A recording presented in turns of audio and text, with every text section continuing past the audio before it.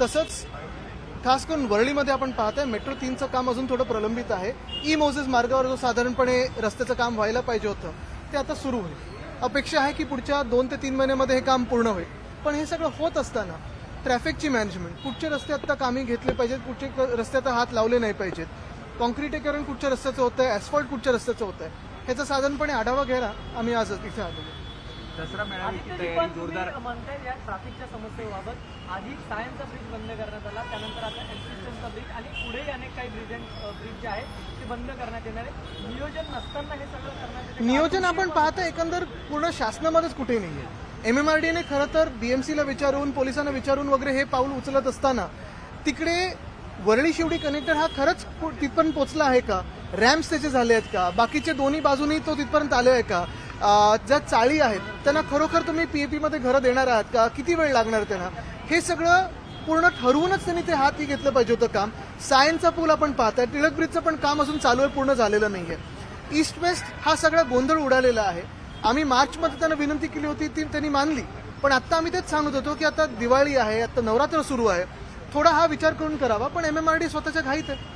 एक माहिती मिळते एल्फिस्टन ब्रिज संदर्भातली की जो सेंट्रल रेल्वेच्या हद्दीतला भाग आहे त्याला परवानगी मिळाली, मात्र जो वेस्टर्न रेल्वेच्या हद्दीतला भाग आहे तो तोडायला अजून परवानगी मिळालेली नाही. रेल्वेचं एकंदर आपण काम पाहताय, डिलाय रोडला केवढा वेळ झाला होता, आम्ही त्याचं नाव डिले रोड ठेवलं होतं. एकंदरच रेल्वे ह्याच्याशी सांगड घालणं, तुम्ही पाहिलं असेल मेट्रो 2 हा पण जो मार्ग आहे तिथे पण खूप वेळ तो काम प्रलंबित होतं, आत्ता काम सुरू झालंय. पण मुद्दा हाच आहे की नियोजन शून्य काम ॲटलिस्ट वरळीमध्ये नाही व्हायला पाहिजे, म्हणून आम्ही सगळं करत आहोत. आणि इथे आमचे BMC बरोबर सगळी चांगली कोऑर्डिनेशन आहे. शेतीचं दुष्काळ मोठ्या प्रमाणात पडलेला आहे, अनेक जण मदती घेऊन जातात, परंतु मदत काही पदाधिकारी स्वतःचं ब्रँडिंग करतात किंवा सोशल मीडियावर व्हिडिओ टाकतात, त्याच्यामुळे त्यांना टोल कुठेतरी जिल्हाधिकाऱ्यांनी देखील झापल्याचा व्हिडिओ समोर आला. नक्कीच, पण मला वाटतं ह्याच्यापेक्षाही मोठी गोष्ट जी मला आज सगळ्यांसमोरच मांडायची ती ही आहे की ज्या राज्यांमध्ये निवडणुका आहेत, खास करून आपण पाहिलं असेल बिहार, 10,000 रुपये प्रति महिला हे जाहीर करून टाकले, घोषणा झालेली आहे. तिथे हा पैसा जातो ह्याची पोटदुखी नाहीये. पण जे राज्य जिथे निवडणुका नाही आहेत, जसं महाराष्ट्र आहे आज, जिथे निवडणुका नाही आहेत, पण आम्ही जास्तीत जास्त तुम्हाला GST देतो, महाराष्ट्रातून GDP जो जातो देशाला किंवा जे काही महसूल जातो तो सर्वात जास्ती आहे. आज मदत काय जाहीर झाली आहे? जी मदत आम्ही मागत आहोत ती आमच्या हक्काची मदत आहे. 50,000 रुपये प्रति हेक्टर आम्ही मागत आहोत. कर्जमाफीची आम्ही किंवा कर्जमुक्तीची मदत आम्ही मागत आहोत. आणि साधारणपणे आपण पाहतात की कुठेही सरकारकडून नुसतं घोषणांचा आता पूर यायला लागलेला आहे, पण मदत जी वितरित व्हायला पाहिजे ती होत नाहीये. ब्रँडिंग काय किंवा पक्ष काय किंवा CSR काय किंवा इतर लोक काय हे सगळे करत राहतील, पण सरकारकडून जी ठोस मदत व्हायला पाहिजे, एकतर ओला दुष्काळ जाहीर करा, दुसरं म्हणजे कर्जमुक्ती जाहीर करा आणि ती तशी वितरित करा, तिसरी गोष्ट म्हणजे 50,000 रुपये प्रति हेक्टर जाहीर करा. हे अजूनही कुठेही होत नाहीये, हे दुर्दैव आहे. म्हणजे जर आज महाराष्ट्रात निवडणुका असत्या तर कदाचित पैशाचा पूर आला असता, पण महाराष्ट्राचं दुर्दैव हेच आहे की आज निवडणुका नाही आहेत. महाराष्ट्राचे शेतकरी ह्याचा आवाज कोणी सरकारमध्ये ऐकत नाहीये आणि सरकार आपल्या मस्तीत चालले पुढे.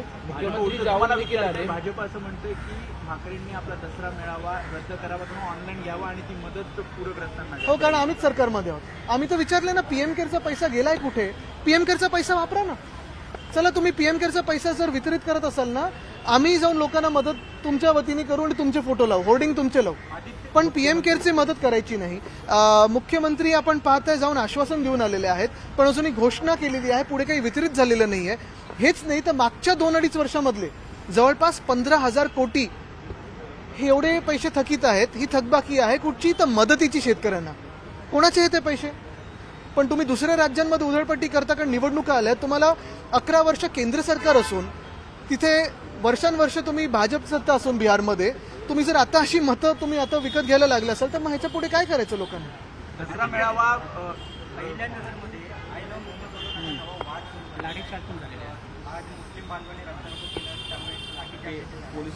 आता हे होर्डिंग लावलं कदाचित भाजपच्या पण कार्यकर्त्यांनी असेल, कारण जिथे जिथे भाजपला जिंकता येत नाही किंवा त्यांचं राज्य नसतं किंवा 11 वर्ष तुम्ही पहा सरकारमध्ये राहून, केंद्र सरकार 11 वर्ष, महाराष्ट्र सरकार 2.5 वर्ष आमची सोडली तरी 9.5 वर्ष त्यांचीच. हे सगळं होत असताना तुम्ही काय शासन चालवलं, काय प्रशासन चालवलं ह्याच्यावर बोलू नाही शकत, नवीन काय केलं ह्याच्यावर बोलू नाही शकत. समोर काय तर मग भ्रष्टाचार स्वतःचे त्यांचे येतात आणि दुसरं म्हणजे हिंदू मुस्लिम सोडून त्यांच्याकडे दुसरा काही पर्यायच नसतो. तेवढ्या ह्याच्यावरच आणि ते नाही तर जातीपातीवर निवडणुका लढवत असतात. काम काय केलंय, लोकांना काय दिलंय 11 वर्षात ते तर दाखवा. अच्छे दिन आएंगे कब? भारत पाकिस्तान काल झाला, भारत पाकिस्तान काल सामना झाला. भारतीय टीमने ट्रॉफी घेण्यास नकार दिला, परंतु 2 सामन्यांना चांगला बायकॉटचा प्रतिसाद मिळत होता. कालचा प्रतिसाद थोडासा कमी होता. नाही, ही सगळी नौटंकी आहे. हात मिळवले नाही मिळवले वगैरे सगळ्यांचे व्हिडिओ आले तर आधी मिळवले नसले वगैरे.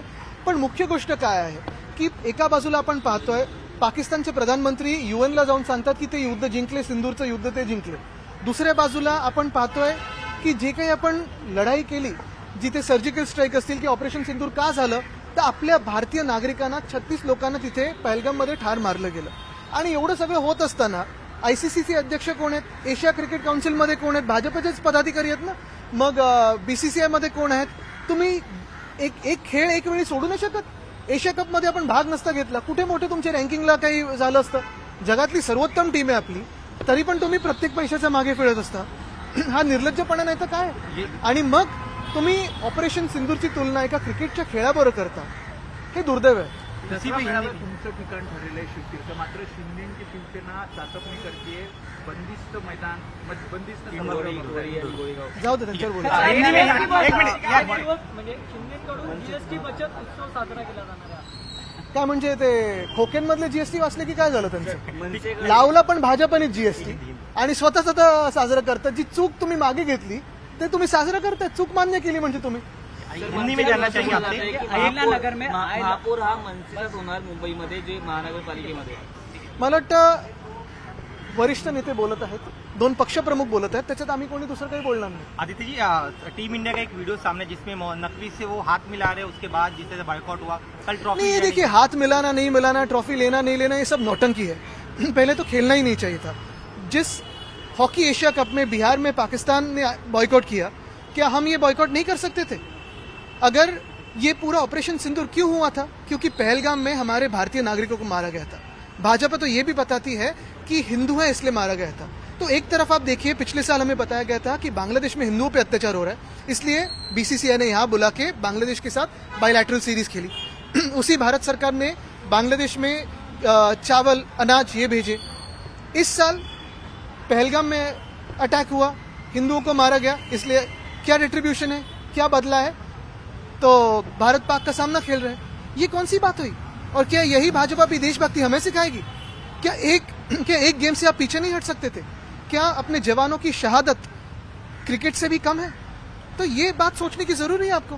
क्रिकेट अपने हिसाब से चलते रहता है, एक खेल है, वो खेलते रहेंगे. लेकिन पहलगाम की जख्म है वो अभी तक भरी नहीं है, और आप क्रिकेट खेलना चाहते हो, पैसे कमाना चाहते हो.